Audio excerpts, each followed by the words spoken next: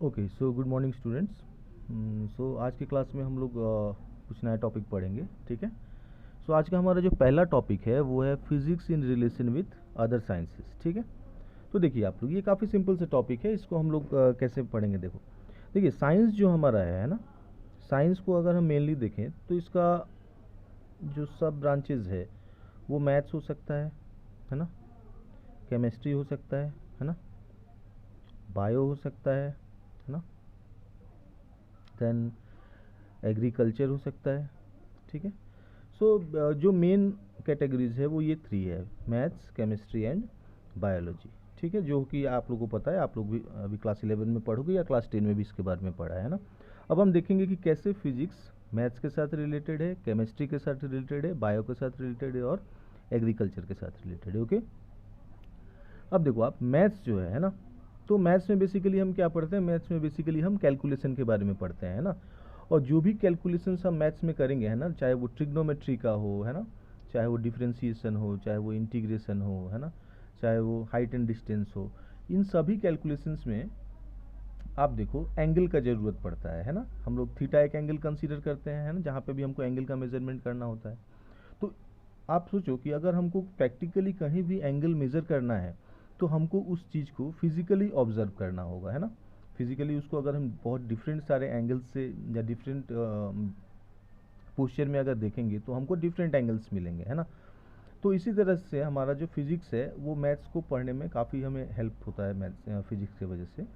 और एक बात है, देखो आप हमारा साइंस में जो भी ब्रांचेज है ना, चाहे वो फिजिक्स हो, चाहे वो केमिस्ट्री हो, चाहे वो बायोलॉजी हो, एग्रीकल्चर हो, जो भी चीज़ है, उसमें अगर हम एक दूसरे का हेल्प ना लें तो हम उसको नहीं पढ़ सकते हैं। जैसे कि मैंने आपको अभी बताया कि मैथ्स को पढ़ने के लिए हमको फिजिक्स की ज़रूरत पड़ती है।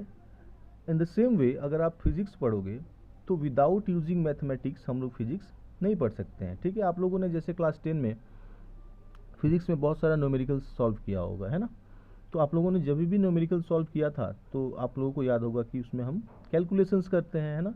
और विदाउट कैलकुलेशंस हम न्यूमेरिकल को सॉल्व नहीं कर सकते हैं, ठीक है। तो वैसे ही हम बोल सकते हैं कि साइंस का हमारा जितना भी ब्रांचेज है वो सभी एक दूसरे के साथ इंटर रिलेटेड है, ठीक है। नेक्स्ट हम देखते हैं केमिस्ट्री को, ठीक है। केमिस्ट्री को अगर आप ऑब्जर्व करोगे तो आपको पता चलेगा कि केमिस्ट्री में क्लास 11 में अगर आप 11 का सिलेबस देखोगे तो केमिस्ट्री का 2-3 सेक्शंस है ना। एक है आपका ऑर्गेनिक केमिस्ट्री, है ना, एक है आपका इनऑर्गेनिक केमिस्ट्री, और थर्ड वाला है फिजिकल केमिस्ट्री, है ना। तो फिजिकल केमिस्ट्री में बहुत सारे ऐसे टॉपिक्स हैं, है ना, जो कि फिजिकल फेनोमेनन पे बेस्ड हैं, ठीक है। फिजिकल फेनोमेनन पे बेस्ड होने का मतलब क्या हुआ, जैसे कि अगर मैं बोलूँ एक छोटा सा एग्जांपल, मेल्टिंग ऑफ आइस, है ना। तो मेल्टिंग ऑफ आइस जो है उसमें आप सिर्फ केमिस्ट्री का थ्योरीज को अप्लाई करके मेल्टिंग ऑफ आइस को आप नहीं समझ सकते हैं। या वेपोराइजेशन हुआ, है ना। वेपोराइजेशन आप लोगों ने देखा होगा कि वाटर को जब भी हम बॉईल करते हैं तो उसमें से वेपर निकलता है ना। तो इस चीज़ का अगर आप डिफरेंट टेम्परेचर पे इसको स्टडी करना चाहो तो सिर्फ आप इसको केमिस्ट्री का हेल्प लेके या सिर्फ फिजिक्स का भी हेल्प लेके आप इस फेनोमेनन को नहीं समझ सकते हैं, ठीक है। उसके बाद हम बायो को देखते हैं तो बायोलॉजी में देखो, बायोलॉजी का मेनली दो कैटेगरी होता है।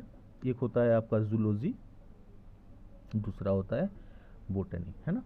तो ये दोनों जो ब्रांचेस हैं ना, तो ये दोनों ब्रांचेस, एक में हम लोग एनिमल्स के बारे में पढ़ते हैं, एक में हम लोग प्लांट्स के बारे में पढ़ते हैं ना। तो कहने का मतलब ये है कि प्लांट्स और एनिमल्स के बारे में आप जब भी पढ़ेंगे, है ना, तो हमको पता है कि दोनों, चाहे वो प्लांट्स हो चाहे वो एनिमल हो, टाइम टू टाइम क्या होता है उसमें एक चेंज आता है ना। जैसे कि अगर एनिमल का बात किया जाए तो आप मान लो आपके पास आज एक छोटा सा, आप बाहर से कहीं से डॉगी लेके आओ, आज से 4 साल बाद उसका साइज वैसा रहेगा, नहीं रहेगा, है ना। सिमिलरली अगर आप कोई घर पे प्लांट लेके आते हो, है ना, उसको प्रॉपरली नॉरिश करते हो, तो वो भी आज से 2 या 3 साल के बाद उसका भी साइज ग्रो हो जाएगा। अब मैं आपको बोलूँ कि आपने आज जो प्लांट लाया और आज से 3 साल बाद उसका शेप एंड साइज क्या होगा, तो आप उसको मेज़र करने के लिए क्या यूज़ करोगे, फिजिक्स का यूज़ करोगे, है ना। सिमिलरली लास्ट में हमारा एक है एग्रीकल्चर, है ना। तो एग्रीकल्चर में बेसिकली क्या होता है, आपको पता होगा कि जब भी हम फार्म में अगर कुछ लाइक राइस हुआ, वीट हुआ, बहुत सारे हमारे एग्रीकल्चरल ऑब्जेक्ट्स हैं, है ना, जो कि हम लोगों को फार्मिंग के थ्रू मिलते हैं। तो उसमें अगर हम इंस्ट्रूमेंट्स का यूज़ ना करें, है ना, आजकल का जो मॉडर्न फार्मिंग होता है उसमें हम मॉडर्न इंस्ट्रूमेंट्स का यूज़ करते हैं, और वो जितना भी इंस्ट्रूमेंट है वो सभी हमको कहाँ से मिलता है, वो हमको सभी फिजिक्स के एप्लीकेशन के थ्रू मिलता है। ठीक है, तो ये काफ़ी सिंपल सा टॉपिक है। देखो आप इसमें जो मैंने ये बताया है, इसमें मैंने जो जो एग्जांपल्स यूज़ किया, ऐसा ज़रूरी नहीं है कि आप भी सेम एग्जांपल यूज़ कीजिएगा, आप चाहो तो इसको अपने हिसाब से दूसरे एग्जांपल्स को लेके भी समझ सकते हैं। ठीक है, चलो तो नेक्स्ट टॉपिक में हम देखेंगे physics in relation to technology and society. इसको हम नेक्स्ट वीडियो में देखते हैं। Okay, thank you.